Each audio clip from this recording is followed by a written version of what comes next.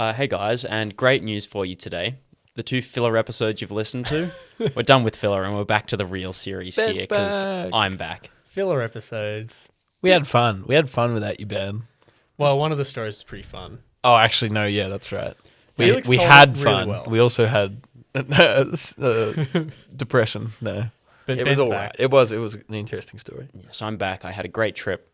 It was very nice. I didn't get kidnapped by the French Canadians, although I'm sure some of them would want to kidnap me because I'm just so lovely to be around. And if they heard this.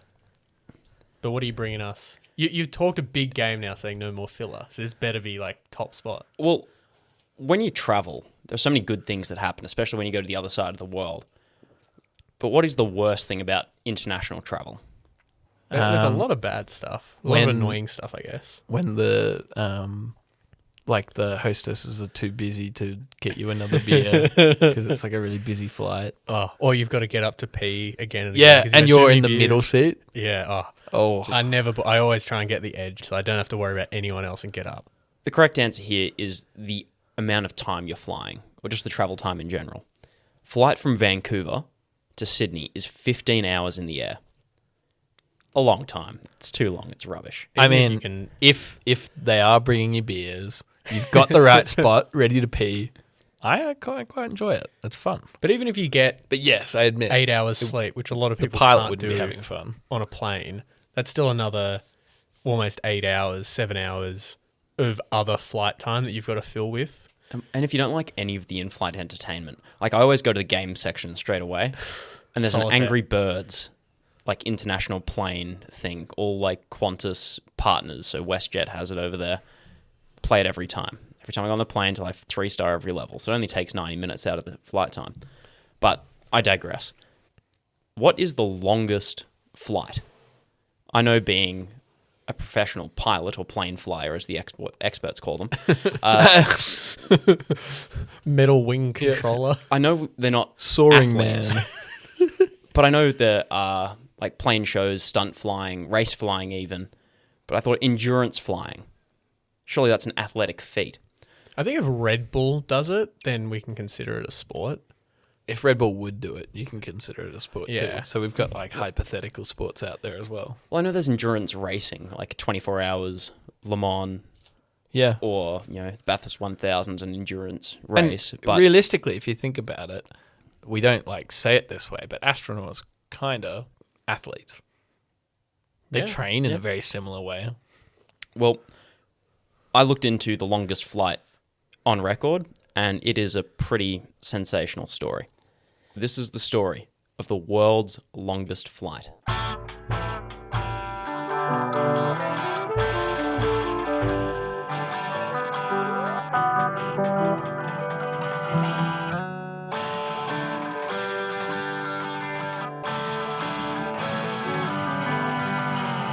Hello and welcome to Wild World of Sport, the podcast where 3 friends sit down. Whoa, friends. Yeah, friends. I thought we got rid of Ben. True, we were friends. Yeah. Friends No and longer. girlfriend.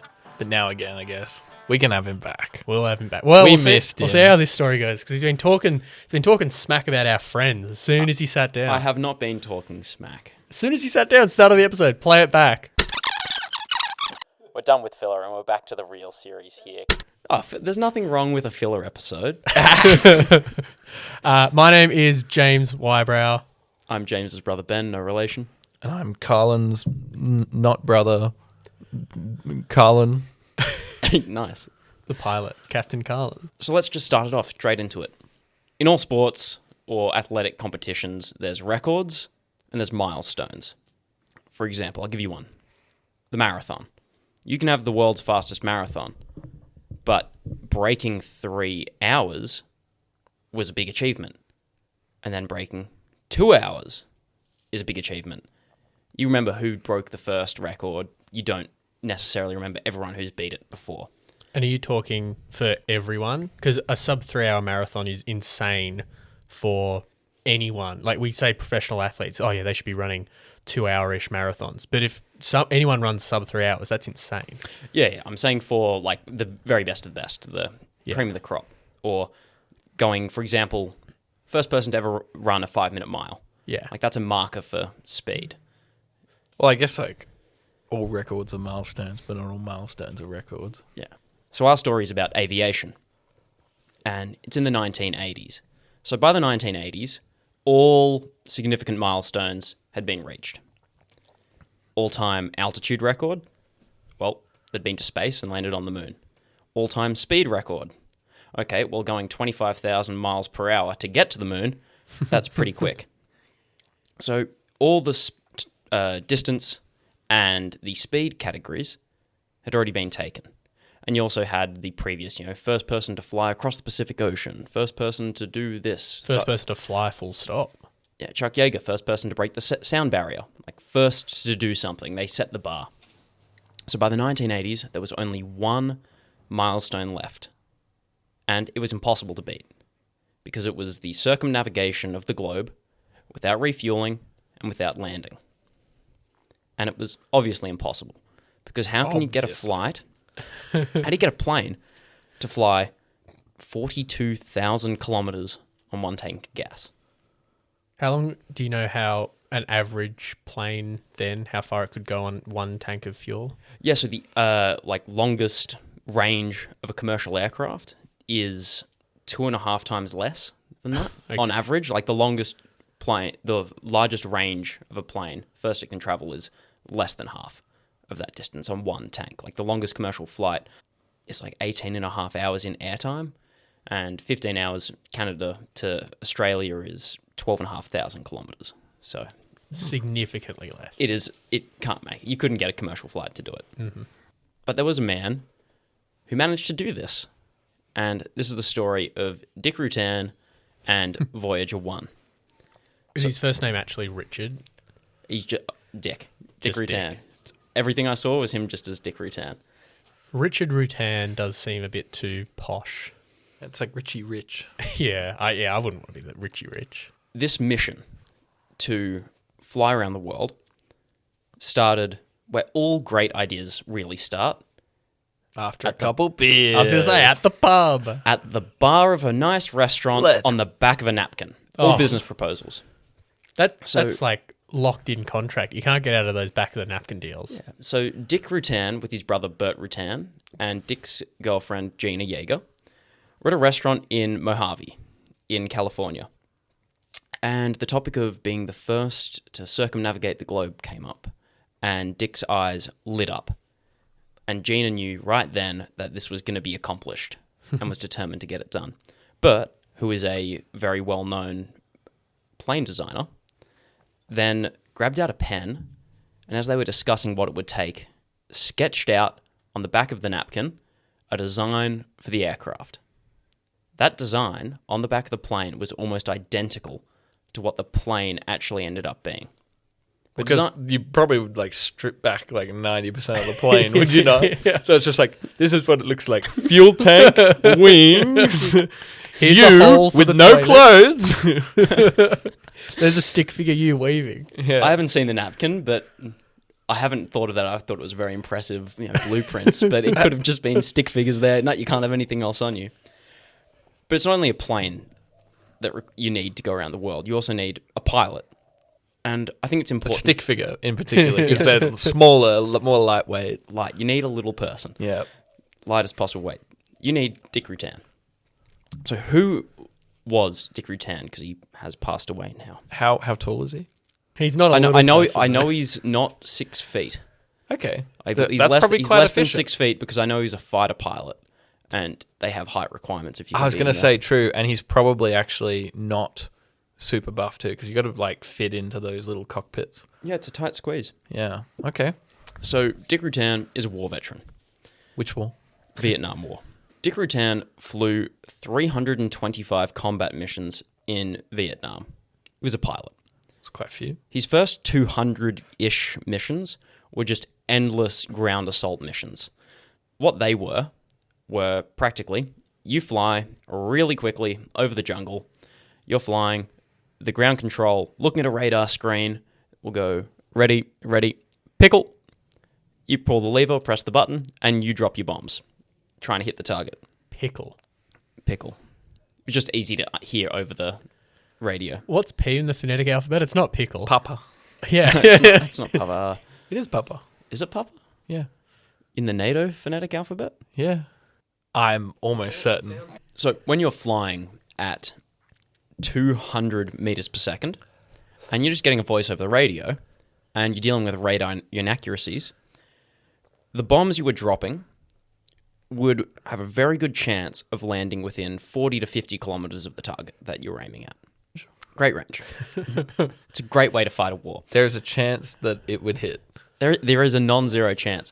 So Dick Rutan said, and I quote, on reflecting with his time in the war, "I spent those first few months turning the jungle into toothpicks and making monkeys go deaf." So he would fly in almost supersonic, right above the jungle, just zooming in, coming in hot, and then just going as quickly as possible. Show up to work, get your compass heading, fly in, drop the bombs, leave, go home, call it a day, chalk it up as a mission on your career stats. Flight log. They were just grinding for XP or something in Vietnam. Like, what are they doing? So the last 100 or so missions, Dick joined a new and more specialized crew. This was a crew of 157 men, and they had a new job. That sounds, super specialized, 157. Imagine being the 158th guys. Like, we need the best. We need 157 guys. Sorry, not you, Tim. You're a 158. Well, you think how many people went to the war, and these are like the best of the best pilots. And when you hear their job, you will probably go, yeah, I probably would skip that if that was me. So they were brought into the special unit to combat an issue that the Vietnam presented that no other major conflict had. The Socceroos won a trophy. That's it, yeah. So in World War One, we're backtracking a little bit here for some context. There were observation balloons, and you'd have a spotter up in those balloons, then recording where the enemy was, their artillery, their personnel, to then target. One here, one over there. In World War II, you had a plane that was known as the Grasshopper, and that was your really low, slow-flying propeller plane that then just marked down where everything was on the battlefield, which then gave you a advantage. Get to Vietnam, you've got such thick jungle cover that you can't easily see where anything is, which means that the Vietnamese could then hide munitions, personnel, and artillery just under the canopy, and you didn't have much of a chance to see it.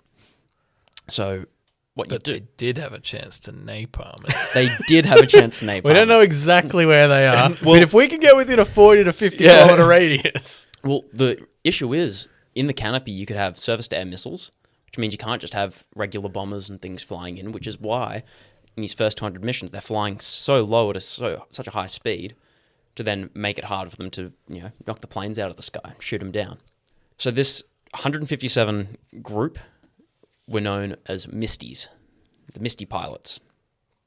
And their job was to find and destroy individual targets. Dick Rutan's plane was the F-100 Super Sabre, known as the Hun. It was a pretty cool fighter jet. It's known as the muscle car of fighter jets. It was the first plane that was able to break the sound barrier at level flight, so not in a dive. Oh. These planes were two-seater fighter jets, and you had the front pilot flying the plane, and the back pilot making maps, taking photographs, and designating targets. So they're known as the WSO. It's a little bit like an X-Wing. Yeah, aren't X-Wings one-seaters? No, they've got the droid buddy guy. Oh, no, it's the snow ones. Yeah. That he's got two. What are those called? The snow. No, snow, aren't I know what they you're talking another about. thing like H-Wing or something? Anyway. Yeah, because old mate with Y-wing? Luke dies. I think the Y-Wings are the really long ones. Anyway. It's not super relevant. So they're known as the WSO, so Weapon System Operator. So for regular missions, you would have the pilot and then the other guy who's not a pilot. So I think Top Gun, Maverick, and Goose. The other term, which was more common, was the GIB, the guy in back. So you had a really strong connection with your GIB if you're the pilot and vice versa. But pilots were then known to, after a few drinks, to say, like, yeah, you could train anything to be a GIB. They don't actually have to do anything. I'm the one flying the plane. Bit harsh. But for the Misty missions, both seats were filled by fighter pilots. The pilots were in both. So it was a very specialized role. How do they pick which what was one's the reason? the pilot and which one's the jib? You just alternate. back and forth. So you'd have your... So you like climb over the chairs. Yeah. It's like a race Ow. with your siblings to get the front seat. Shotgun. Shotgun. They're pushing everyone out of the way. I don't know. Maybe you can't say shotgun on a napalm. military base. Yeah. Napalm. White phosphorus. Yeah, so both crew were fighter pilots. So the first 200 missions, as I've said, it was go in, drop your payload, get out of danger at what they term the speed of heat, which is faster than sound, but slower than light. So you're putting everything in it just to get out of danger. Misty pilots had to operate differently. So instead of just doing one ingress, dropping the payload, and one egress to get out of the way, they would do an ingress, spot where someone was shooting at them, mark it, turn around, come straight back and try to blow it up. But when you loiter in the airspace, they say loitering's a crime. You're getting more opportunities for the North Vietnamese to then shoot you down and kill you. I don't think that's the only crime that's going on here.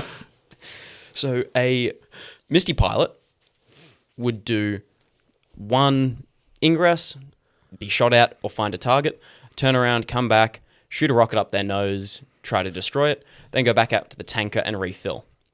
They'd do that 5 or 6 times per mission. Could take 6 or 7 hours. Whereas the regular pilots would come in, first one drops their white phosphorus as a flare, second one drops the payload 50 k's away.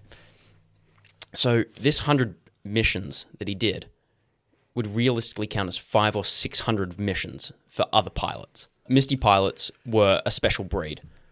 They came to win the war, and all of them were going to do whatever was necessary to win the war.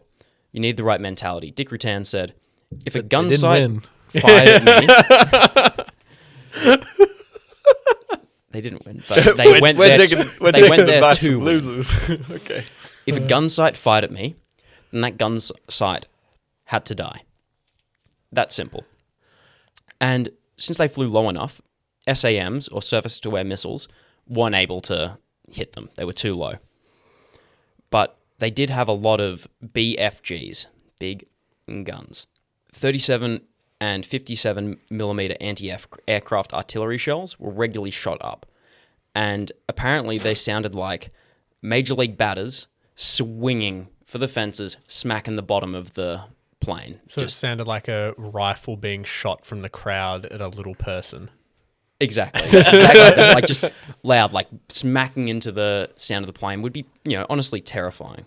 So Misty crews, then, if they ran out of fuel or ran out of weapons, would then radio in calling dibs on a site while they went and refueled so no one else would take it out, because they took it personally. As Dick's quote said, if you shot, we were going to come back and kill you. So they go, no, this spot's mine, I'm coming back. Jeez. Sounds like a not ideal way to do it if the goal is to just kill the enemy. It's like, no, don't kill him yet. That's for me. Isn't it a team? Well, and as well, I just think it's really funny. Like, you're going with the mentality, but it's like, we're going in there to win. It's going to happen. But then at the start of the story, it's like, yeah, and I saw it in his eyes. He's going to do it. He's going to fly all the way around the world. But it's like, is he going to do it? He's going to kill a lot of people trying. We'll have to find out. And I guess for every sporting event ever, both teams are going into it saying, we're going to do whatever we can to win. And one team's going to lose. Like, that's just the nature of the game. That's true. But Misty pilots weren't only specialized in search and destroy missions. They also were good at search and rescue missions. Since they were in the air over the target for so long, any pilot that was shot down, it was usually a Misty pilot who saw where they went. I really hope they don't have the same attitude to their enemies as they do with their friends. It's like, oh, dibs, I saw him first. Don't worry, I'm coming back for you. It's like, where are they going? Come back. So what they would do is then stay in the area to draw fire from the rescue helicopters. So they get in radio contact with the pilot if possible. And if they could, they might even go off, blow up another site, and then come back if they could stay in contact. Otherwise, they'd just circle the area and wait for... They were called Green Giants, the rescue helicopters. So these pilots flew out on these missions with an implicit promise from the US government. And that promise was sacred.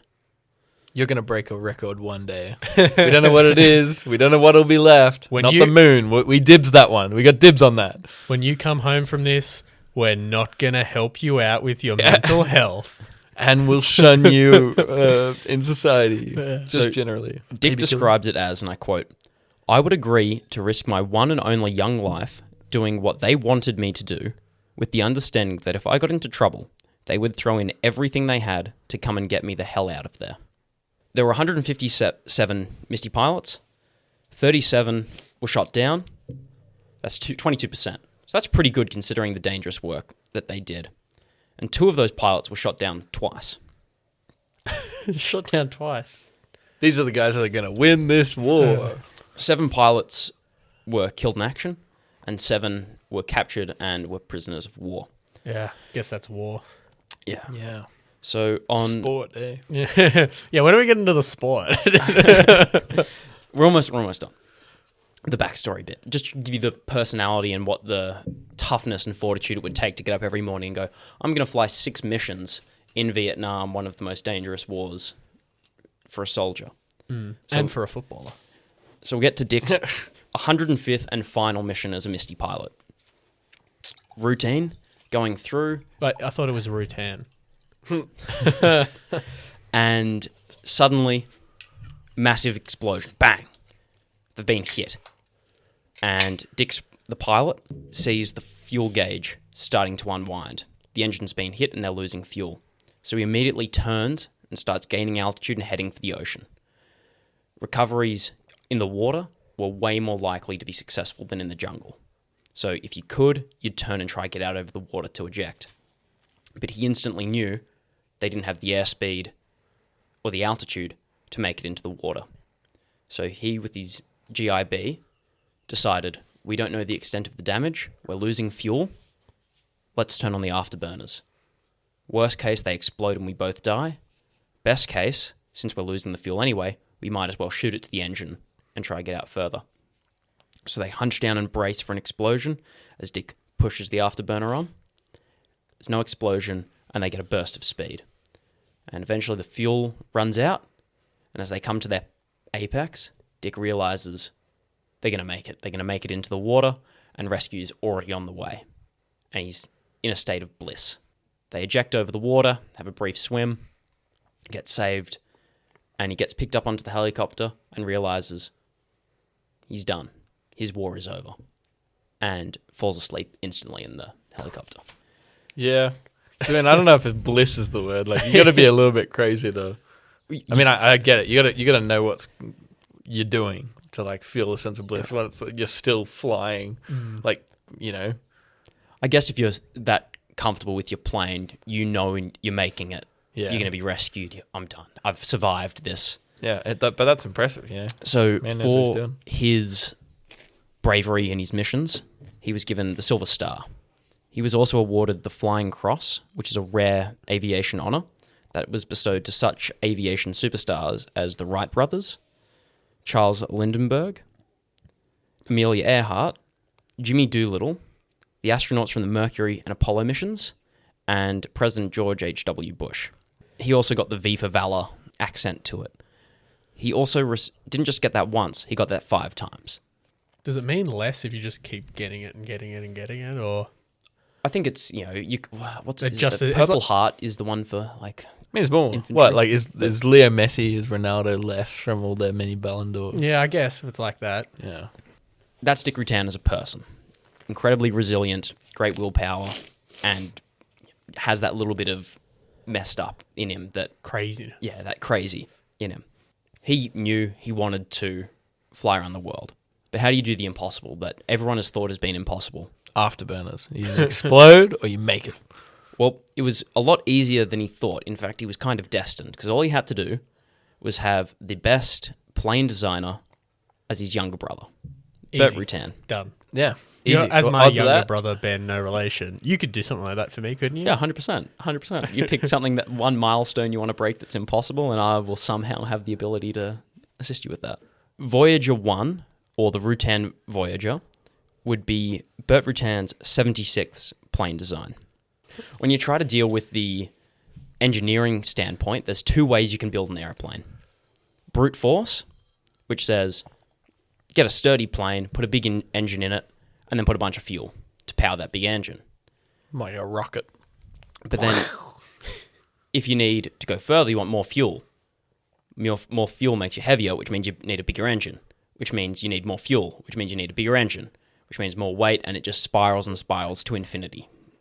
The other way to do it, which is harder, is called pairing. So pairing is when you take things away. So if you can be lighter, you need less fuel. With less fuel, you need a smaller engine. With a smaller engine, you need less fuel, which means you need less weight, which means you need a smaller engine. But you can't pare down to nothing. There are minimums. Pilots, they count. The avionics, all the radio, the automata, all the technology you need. The food, water, and the plane structure itself, as well as the fuel. To have this mission or flight count, they need to go from point A to point A with 2 members, and they need to survive the journey. No kamikaze landings, no dying from malnutrition or dehydration when you land. And the plane has to be able to replicate it again. So you can't just have, we can drop parts off as we go to get lighter and lighter so the plane's not able to redo the mission. And who set these rules or boundaries for this mission?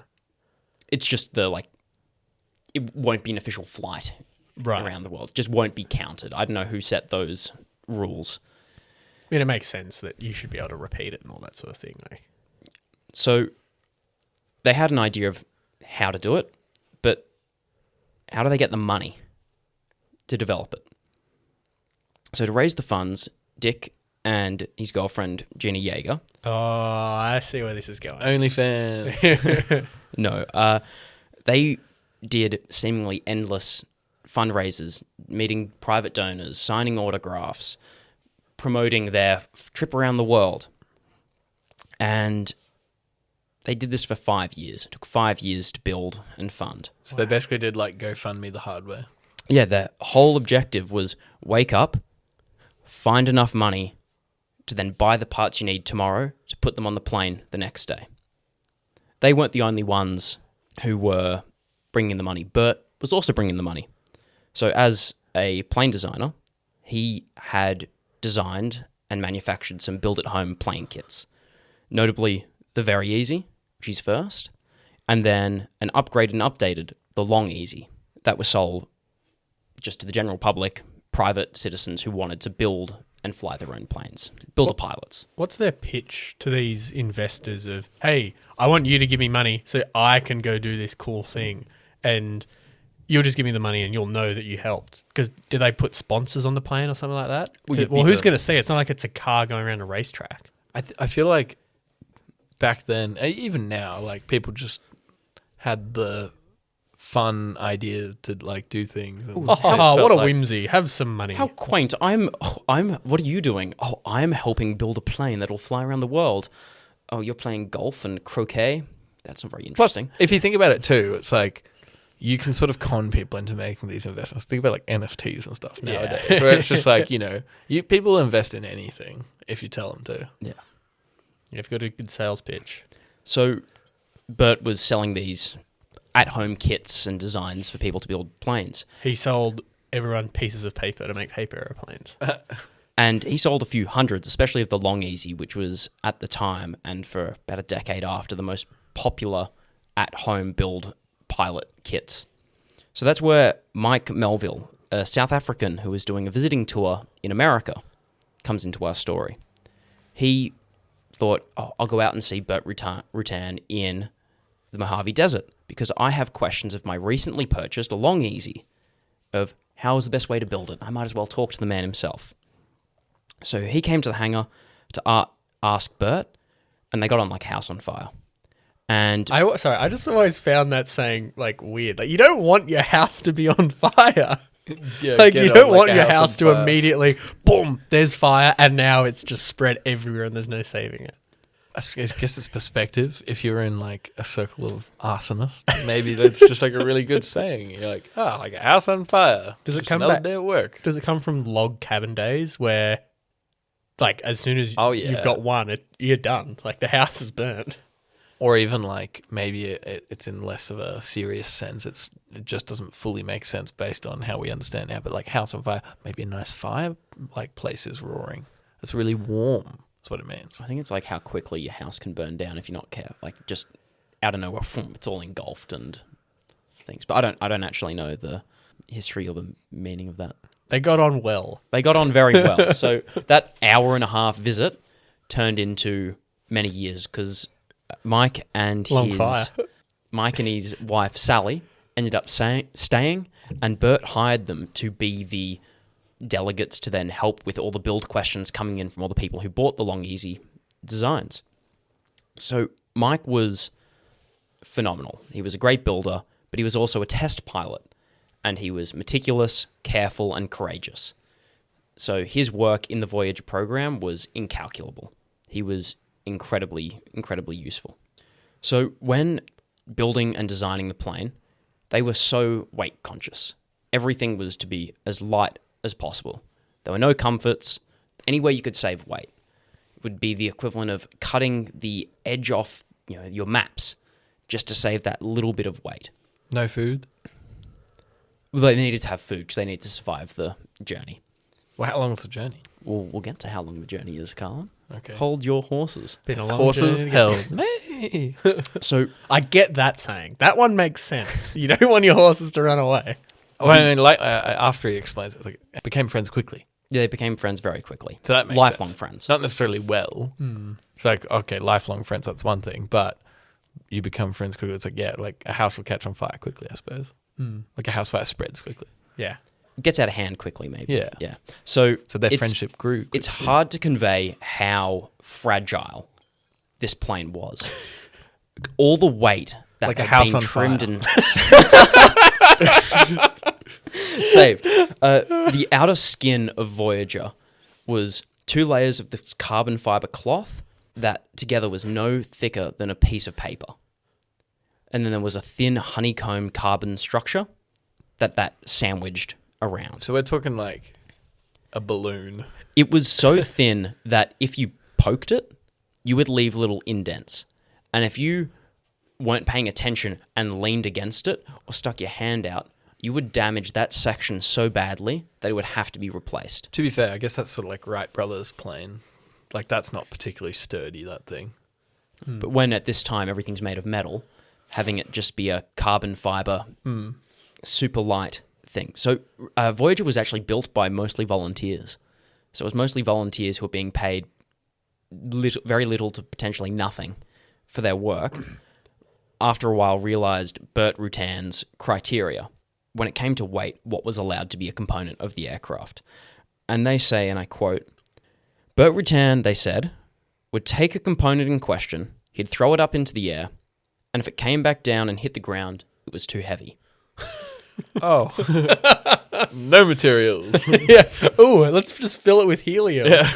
So the biggest question was, how do you... Wait, actually, because, okay, I know we're getting really off topic here, and like we're starting to be like, what like becomes a plane and not. If this But is it's another like, saying thing, I understand what goes up must come down. well, no, imagine, like, I guess maybe like not air assisted or something is the category of achievement here then or something if you're going to do it this way. But you could literally fill pockets with like helium just to like get extra. Like that's more efficient, right? It'll give you some lift.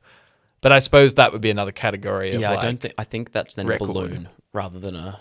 Well, no, because it's a plane. It wouldn't stay by itself. It's not enough to keep it up, but it's enough to make it more. It's like a hybrid. Okay. It's a hybrid. Like, yeah. You're cooking. I don't know, but I feel like it would disqualify, personally. Yeah, not hybrids. They don't count. Yeah. Only full petrol So planes. the hardest engineering problem to solve was how to power the plane, what engines to use. Because a traditional engine, one engine would be too fuel thirsty to make it the whole way. So Burt had the solution of having 2 engines, one at the front and one at the back, one pulling and one I've got pushing. an idea. Yes, okay. The pilot, he brings a bunch of beans. He's going to fuel the plane with his methane. Okay, I think we're a bit... No wasted energy. If the energy's going up, and it's being used, we're using all of it. I think you've got a little bit off track here, Carl. This is a serious endeavor. here, and you're making a mockery out of it. Apologies. How does he get to? I guess you can explain, but 2 engines when his whole thing was I need a smaller engine to have less fuel, and to have less fuel means I got a smaller engine. Yeah. So the solution is the plane empty weighed 1 ton, and the fuel weighed 4.5 tons. So the idea was have 2 engines. You use the 2 engines for takeoff, and then the first part of the trip. And as soon as the weight gets to the point that it can only needs to be powered by 1 engine to still fly, you shut off the second engine, and then you start using the fuel more slowly. So the fuel that lasts... Do you then eject that engine? No, you got to keep it. No, you have to keep all the components of the plane. Oh, true. Okay. Because it needs to, in theory, be able to take off again. It's like you can repair it if something's broken on it, but you can't be like, oh, let's cut off the back half of the plane. We can drop the fuel tanks to be lighter. You can't do anything Not like that. a rocket, how it shoots up and then it drops off components. So there's a picture there of what the plane looks like. This picture will be up at Wild World of Sport. Right on the Google Plus page. So I can see how this would be drawn on a napkin. So everything you see there, Yeah, it looks like apart one of from the those sailboats. cockpit, is fuel. It's hollow and filled with fuel. So the Do you want dimensions... to just describe it for our listeners Yes, who aren't on okay. our So imagine social? you have a thin sausage-like structure that's about 9 meters long. It looks like you've taken the top of a wind turbine and just thrown it into the sky. So then you have a giant wing that's 34 meters wide, and connected to the wing underneath are 2 giant fuel tanks, booms, that go from front to back of the plane. And they're connected at the front with what's called a canard, which is a rigid structure that kind of holds it all together and stops it from flailing around too much. See, I know we've been talking specifics here, but this is getting... I guess the difference here is the engine, because it looks very close to glider territory, and that does make sense. So they're making it as lightweight as possible. Yeah, so planes' efficiency is done by their glide ratio. So the Voyager had a glide ratio of 27-1, which means for every 27 kilometers it can go forward, it only loses 1 kilometer of altitude. But they didn't plan to have it do any gliding, because they wanted the engines to work. So for the requirements, they needed 2 pilots. Dick Rutan was going to be the major pilot flying the plane, but the second pilot was his girlfriend, Jeana Yeager. Was she in the war as well as a bomber? No. And then retired and decided to... No, she She was was the GIB, the girl in the back. she was not a natural pilot.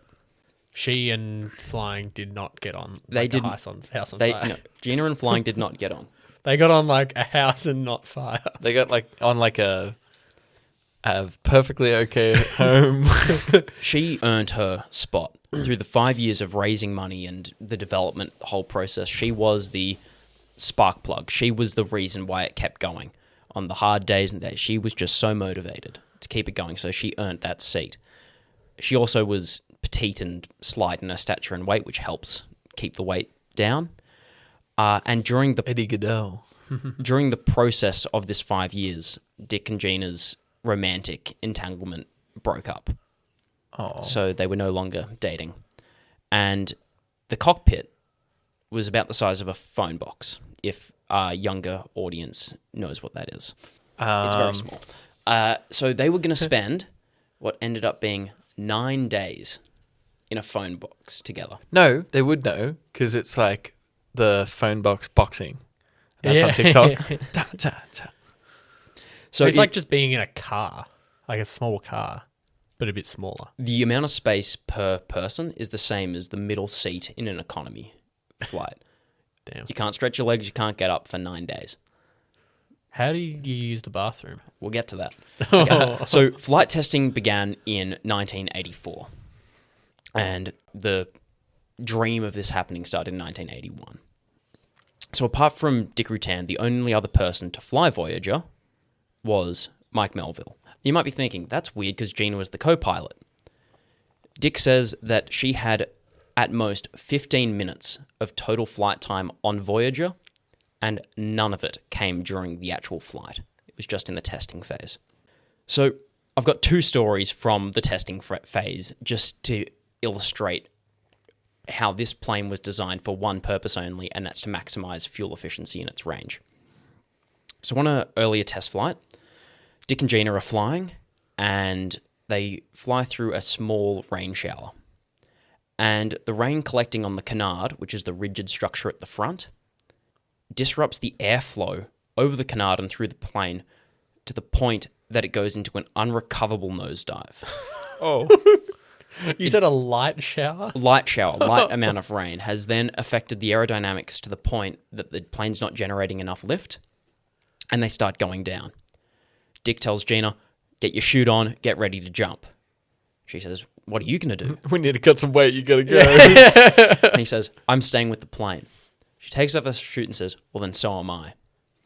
Dick could not fix this issue. He's like, one of us has to go, so he jumps. They got lucky that they flew out of the rainstorm, the canard dried off, and they regained control and lift. They land. He goes into the hangar, going to find his brother Burt to talk, give him a gobful.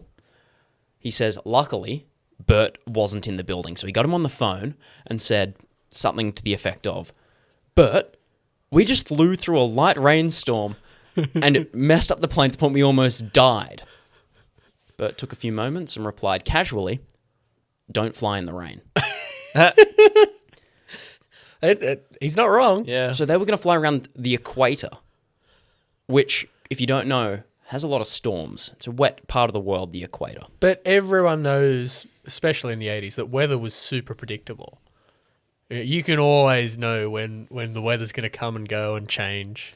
So another story. So during these tests, they kept putting more and more fuel in it just to see how much the plane could hold. On the second flight, they're at fuel, I think it's 65% fuel capacity. And they're flying, and Dick does a 20% left bank. So banking is when you angle the plane. So you're not going straight, you're tipping over to one side. So 20-degree bank is nothing. When you're flying commercially, you can go to a 45-degree bank on those turns, not a problem. When Voyager went to a 20% bank, the drag that was generated by the wings, because the rudders were so small and everything was being pared down to such a point, the plane ended up just turning right. He lands, Dick's in the hangar this time, and goes, Dick, the rudders are too small, the aviators are too small, you can't turn the thing. And calmly again, Burt goes, Dick, this is a flight around the world. You don't need to turn at all. So it was unsteerable. For all intents and purposes, it was unflyable. Had no flyable characteristics. It could just go. So anyone who saw Dick flying this plane, because they would have a chase plane during the test flights, following to see how everything was working, said he was the man with the velvet arm.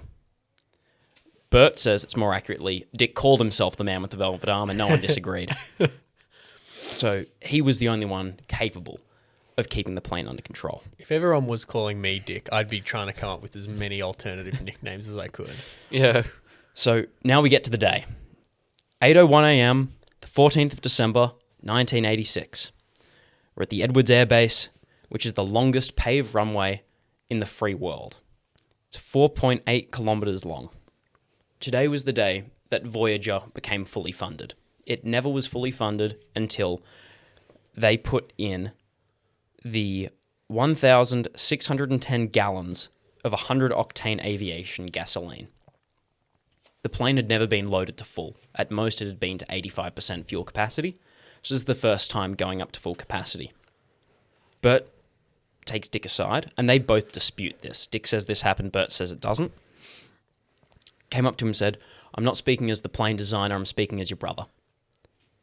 If you're not at 68 knots by midfield, abort the takeoff because you will crash and die. Dick promises that he will, gets in the plane, and as he's sitting there, he decides, it's been 5 years, it's been an absolute slog. I'm going to fly this thing around the world even if it's on fire. They take off, and Jeana's reading out the airspeed as they go. 5 knots, 10 knots, 20 knots. The plane has never been this full, and the booms full of fuel at the front start dragging down with the air currents coming over, which twists the whole wings, so the winglets, the pieces on the edge of the wings, are grinding against the asphalt on the takeoff. You feel like would have just tested it. Maybe once. I feel like fuel carriers grinding on asphalt at high speed isn't a great combination. So sparks begin to fly, and they're the next thing you know, your plane's getting along with the ground like a house on fire. All it has to do is land now. That's all it's going to do. So they get to midway point, and on the radio, Dick says 68 knots.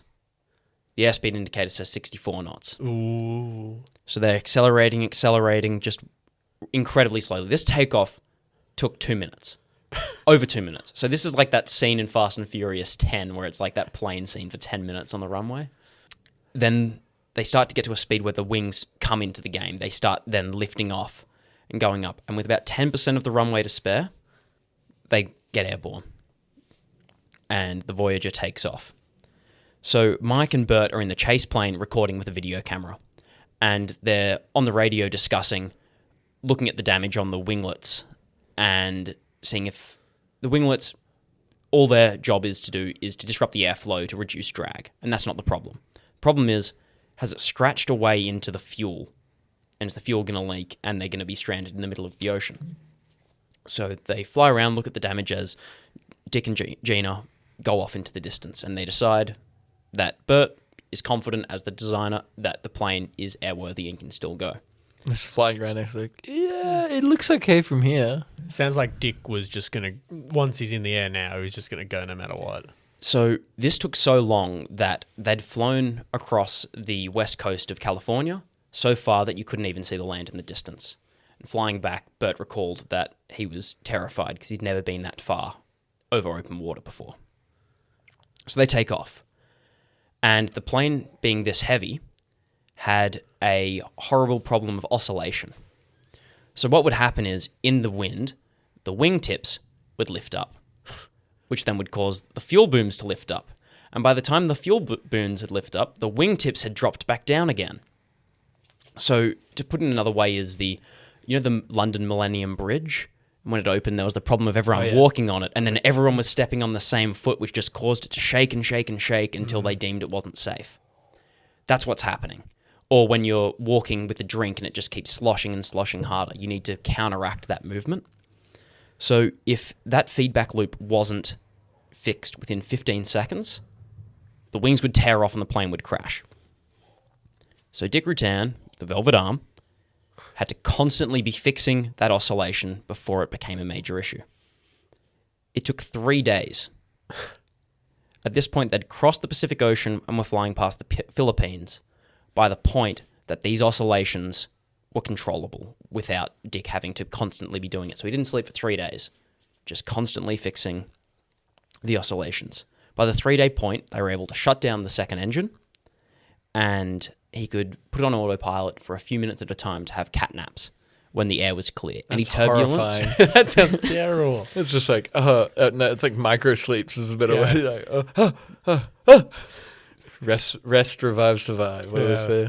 So it was stable enough for him to be able to put the autopilot on when there was no turbulence.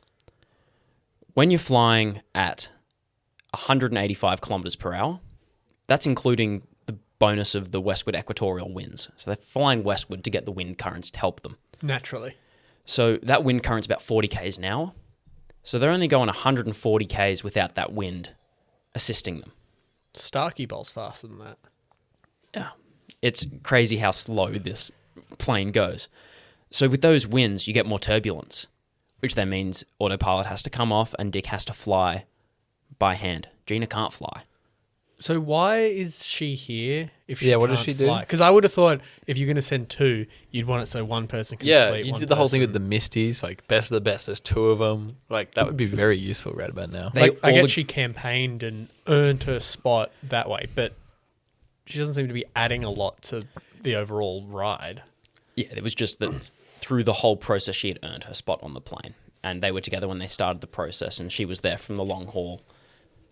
There were other problems, not just the turbulence and the fact that Dick Rutan had been awake for 3 days, at most having 5 to 10 minute cat naps.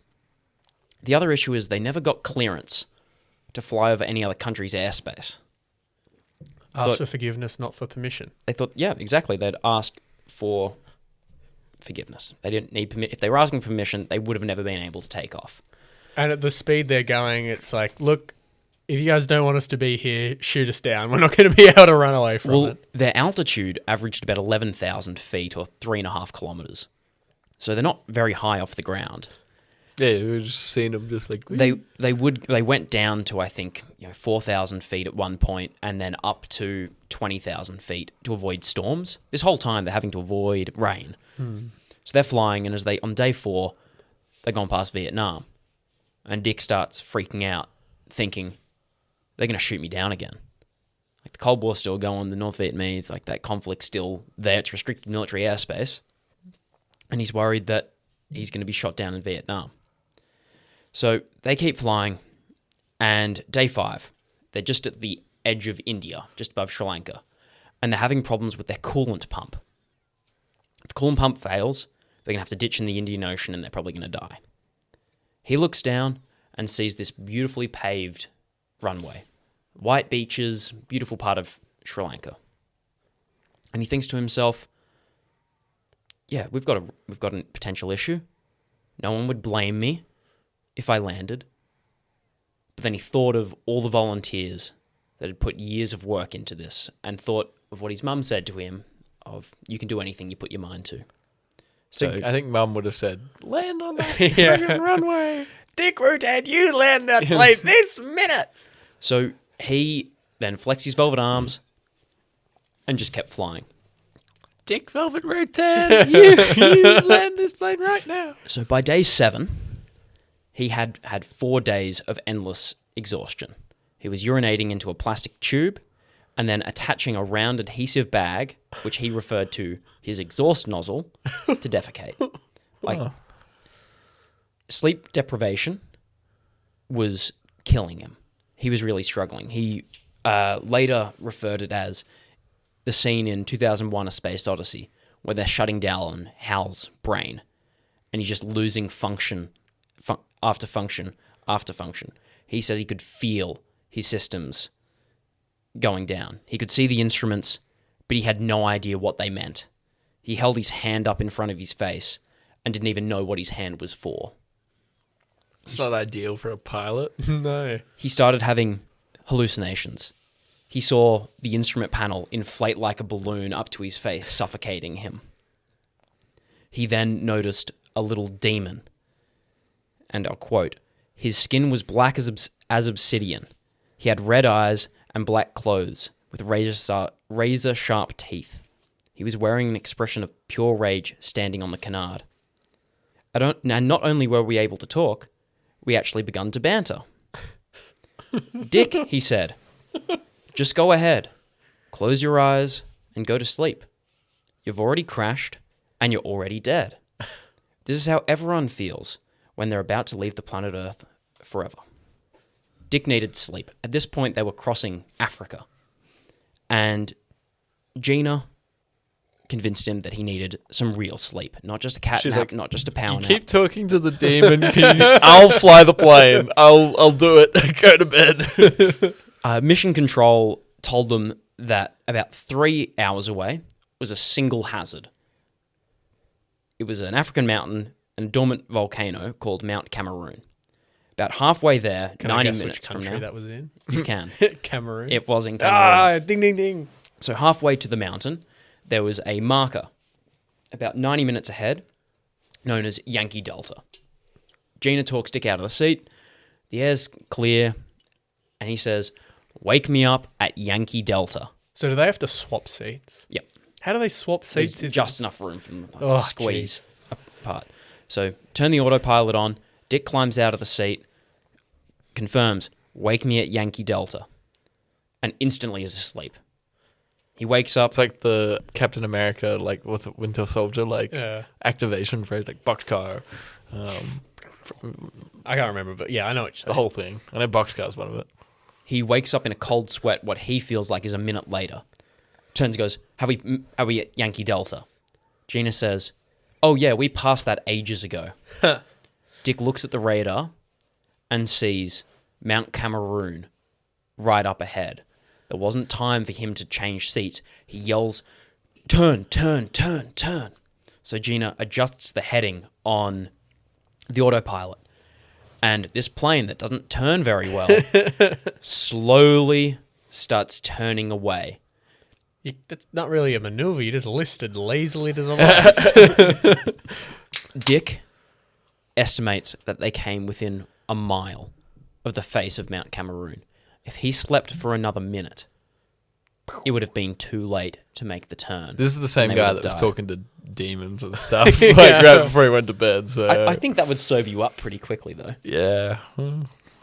So It's like if you're driving and you're like blasting your music and having a good time, and you come a little bit too close to having an accident. It's like, all right, music privilege is off. Yeah, so just quiet. gonna drive now. Drive in silence. So they go around South America, just around the coast, and then start heading north, back up into America. And on the 8th day, the engine stalls, and they couldn't get it back starting. Thank goodness the aspect ratio of their glide was so high, because the engine for 5 minutes was stalled before it could be reignited and starting again. They dropped down to a few hundred meters above the ocean. So on the morning of the last day, as they're crossing back over the land of the United States, Burt and Mike are in a plane flying south to intercept them. And in the pre-dawn light, they see a little strobe. So they get on the radio and go, Dick, can you just turn your strobe off for a few seconds and then turn it back on? And the light in front of them is off and comes back on. Burt and Mike just start crying, sobbing to the point that they can't see the instruments. Dick would never cry. On the This whole plane. time, he's just like, not locked in. So now there was one more thing for Dick to worry about. Them crying. Being able to land. They didn't have permission to land, and they needed to land at the Edwards military base for it to count. So as they get close enough, Dick calls in Edwards military base. Just wondering if you can squeeze us in today. We can keep out of your airspace as much as possible on the way in. Just let us know. They get a response. I quote, Voyager 1, this is Edwards Tower. We've been expecting you. We've cancelled all flight activities for the day. There are 50,000 people waiting for you. Voyager 1, cleared to land. Welcome home. Nice. It's pretty cool. Like at first, I thought it was like, well, they're asking like this, like, oh, I'm doing the fingers for those listening. Pretty boys. But That'd be a good prank with the military. It's like, yeah, you're cleared to land. There's 50,000 people, and then they forget to switch the thing off. All right, as soon as they land, we're gonna kill these. There's no one here. So the plane touches down to cheers of the 50,000 onlookers, media, and watching live, the President of the United States. Wow. Dick pops the canopy, climbs out, and sits on the fuselage. Someone brings him his cowboy hat, and he just tries to look nonchalant. Smiling at the devil next to him. It's like, hey, look at us. we made it. You and me. Who'd have thought? Who'd have He thought? sat there for Not me. ages. Not to look cool, but his legs wouldn't work from exhaustion, and he didn't want to collapse in front of the crowd and the media. To summarize this trip, they flew for 216 hours, 9 days and 3 minutes, in the space of a phone booth. If you pressed against the walls, you break the plane and you'd crash and die. Just sat there with your ex. Yeah, that's an achievement. Dick flew the whole time, apart from the autopilot. Apart from his 90-minute nap, 2-hour nap, it was 10, 15-minute cat naps during the time. They flew 26,366 statute miles, 42,432 kilometres. That's the equivalent of starting in Perth Airport, flying around the Opera House in Sydney, back to Perth. Then do that again, and again, and again, 8 times.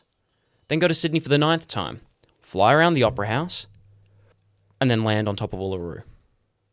All while being in the middle seat without being to get up. If you wanted to recreate their flight using a commercial airplane, which you can't do as we've discussed, it would take you 46 hours at the speed they travel. That was Dick's big achievement. That was the last big achievement in aviation, circumnavigation of the globe on a single take of gas. But it wasn't the last achievement for Burt Rutan, or Mike Melville. By the early 2000s, Burt has designed close to 400 aircraft, and he then wanted a plane that would get a better view of it. He became disenfranchised and angry with NASA's progress post the space race and moon landings for any development. So he wanted to make his own private space company. SpaceX. He got into a partnership with Microsoft co-founder Paul Allen and got a check and a contract worth over $20 million to develop and build a private space company to go to space. Burt designed and built a small rocket plane called Spaceship One. He also had to build a launch plane called White Knight, a mission control center, and also had to get the approval of the FAA to actually go to space, because you can't just do it, you need the approval of the government. So on June 1st, 2004, Mike Melville, that friend that showed up all those years ago just to get help on building his purchased plane kit, flew 100 kilometers into the air, breaking the Kármán line, and becoming the first private citizen to go to space. It was just a suborbital flight, which means you just come up and down. But at the top, there was a few minutes of weightlessness. And if you look up, it was pitch black at midday, and you could see the Earth as a globe below you. That is the story of Dick Rutan, Jeana Yeager, Burt Rutan, Mike Melville, and how they flew around the world non-stop, without refueling or landing, and then also, just for the hell of it, decided to go to space. That's pretty cool. I think we'll shorten all those names when we put it on our wild and mild board. Yeah, I think just Rutan. It was really Dick and Burt that did most of the work. But we'll have a quick break, and we'll come back and see where this ranks on our wild and mild board on our journey to find the wildest story from the world of sport.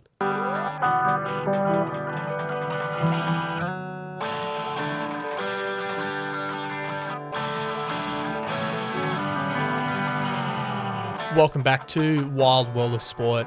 This is your first time listening. Go back and listen to the other ones. There's better ones. There's like ones that aren't Whoa. short episodes. But I was directing it at you. but this ranking will make a lot more sense. This is the part of the show where we try and rank the story we just heard on our very scientific wild or mild board against all the other stories we've heard. Story number 13, I believe by my calculations, Dick Rutan's 9-day flight. It'll go up as. Ben, as welcoming you back. You're the story man today, the pilot of today's episode. Oh, that's good. Yeah, easy one there. Where do you think this story belongs? I think the crazy part, or the wild part about it, is just On the brand. sheer determination and willpower it takes to fly for 216 hours or work for 5 years every day just to get enough money to build the plane and be able to do it. It accomplished nothing. Like, realistically, it's like climbing Everest but what sports, just to do it. What sports do?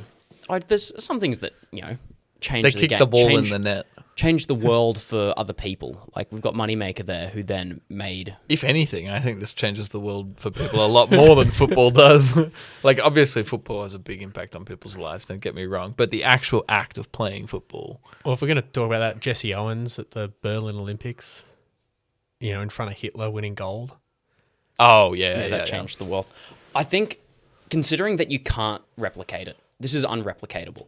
There's nothing that we currently have. You couldn't go tomorrow and do this. You couldn't just make a plane easily that will fly around the world on one tank of gas. Like, the best commercial planes can't even do half of it. Yeah. So I think that makes it pretty wild. And since then, no one's even tried, because what's the point? Well, I do it think, faster. obviously, like James mentioned at the beginning, but it's a Red Bull thing to do, right? These are world firsts. And it's like, it's a sport. Like, something like, there's the sport element to it.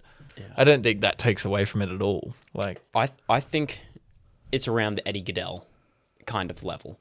I can't imagine doing 216 hours in a plane. Yeah. And having the ability, like the oscillation, 3 days straight, if you aren't on top of it 15 seconds, you crash and die. to then be, no, I have to fix this issue. Oh, no, I have to fix it. I agree. I think that's a good spot. It's an interesting one because, in our obviously very scientific ranking system, we put on take lab into coats. account the differences between all these stories in a very scientific manner. And we calculate it with coefficients and such so that we know exactly where it sits, even though they're different stories about different sports. I guess it's hard to compare luck, skill, and like wildness. Well, and the crazy thing is too, it's like obviously because it's such a unique story, like if there had been several other people that had tried to do this and made it 3/4 of the world even, it'd be less of an interesting story. But no, they just were like the only ones, they did it. Everyone else paid off. thought it was impossible to do, so no one tried. And then no one's tried since because it was so crazy still. So it was pretty impossible. So it's like it's a good achievement. And it's really difficult to put it into ranking terms. Because the interesting thing too is like we've got Michael O'Brien, and like that's different in the sense of like how iconic it is and all Talking the about things that have changing the come game. after it. Yeah. Actually, maybe it's not so different because that's like changing the game. We got the changing the game points. Yeah. We're getting an actual metric here. Not that we didn't have one before. We've had one this entire time, and You're now just I'm finding out revealing about it, it. listener. now. So on the changing the game metric, quite good. Is it count as changing the game, or is it Yeah. like taking the ball and going home? Because no one else has done it since. I think it's inventing your own ball, playing once, winning, and saying, yeah, no one needs to play this again. Like the plane's still hanging up in a museum. Well, the game just What about using a hang the game up and the it game's doesn't been rip off? changed, Oh, it's but pretty light when it's empty of fuel. Yeah. It's only a ton. I think this is a pretty good achievement. It's got to go up there. I just think it's wild world of sports. Yeah. Sport. Wild world of sport, where we discuss many different So sports. it can occur once. It doesn't have to sports. It doesn't have to be. This feels more like again. athletic achievement to me, which then I think discounts it slightly, just to go. Well, we've got a bias there. I think- thinking about. Yeah, what this do you think, ranking- James? We've been Yeah, just I cutting you think off. that it's a really wild, it's a really crazy story. I think we've quantified it to be a sport, but it's still like on the edge of what we know as sport colloquially. But then, of So that- course, Michael O'Brien running around isn't a sport. It's a sport. But it was at sport. It was at sport, and so this is something that will probably become a sport. I think a good spot for this is above Eddie Goodell, but below the 1967 Drunk Socceroos. I was thinking more like here, Oh yeah, below Bit Eddie lower than Goodell, that. just The because. way you were saying it, I thought you were trying to take it number one. No, I'm like pinning it with like sort of Michael O'Brien in the sense that it's a game changer. I liked that. All right, well, Eddie Goodell's a good little benchmark then. I'm Ben. thinking Do you it- think above or below? I think it's below Eddie Goodell, just because Eddie Goodell's story, he's a one of one as well, but his story is just crazier.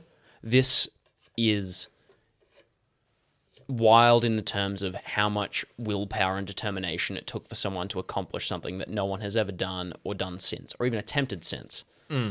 But that's not just here's a crazy story from a sporting thing that's just wild. Can you imagine this? And I mean, I didn't mean to glaze it too much, but it's just like I do think that I just wanted to really hammer home the point that no, this is a sporting achievement and it's not insignificant because of how niche the achievement is. Because you can't really discredit an achievement because it's niche, like as a really niche sport.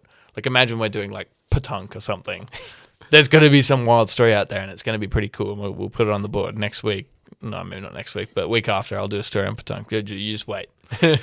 Yeah. Yeah. Well, I think the last question is, this is pretty much our last free space on the board, except between the bottom of Mild and Fanatic Boost. I'm happy for it to go in the middle. So right in the middle, or are we leaning higher Eddie Goodell or lower Michael honestly, I O'Brien? just reckon just whack it there, like Yeah. right above Michael O'Brien. we can always move it up if something comes in between. Yeah, straight. But that's my thing. It was above Michael O'Brien because it's like just an insane story, but also it is like a game changer sort of thing. Also Similar what he did in category. Vietnam. To survive that's pretty wild in itself. Yeah, sure. He's got a lot. It's a lot. It's like the Drunk Socceroos. How it's Yeah. like, yeah, like there was a lot to it, but then as well as like just some of the stuff going on beside it is just crazy.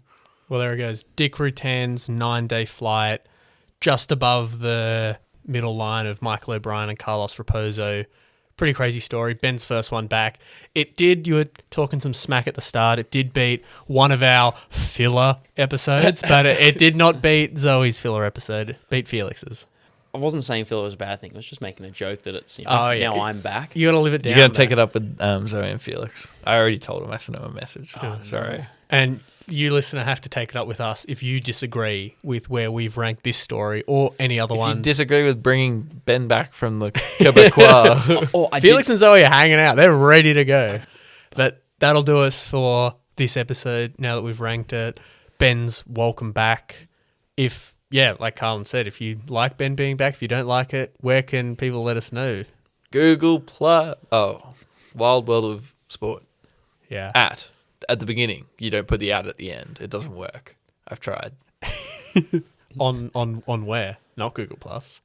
Well, I everything I do on Google Plus doesn't seem to work. Don't even get me started. It's really upsetting me. Every time I try and log on, I can't even get that I think far. what Carlin's trying to say is on Instagram, TikTok, Spotify, Apple Music, Google Plus. Yeah. And there's a YouTube channel there as well. And wherever you're listening to this, 5-star and a positive review goes a long way in helping us grow the show.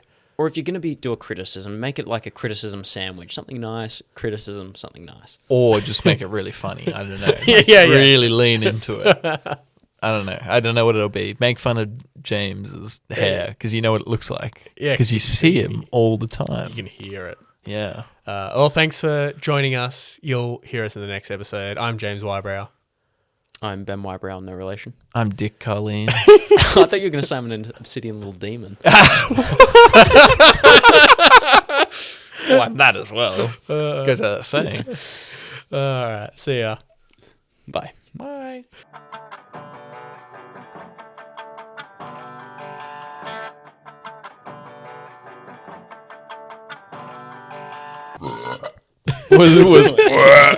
Excuse me. That is a difficult issue. The hardest You engine. and that Coke got on like a house on fire.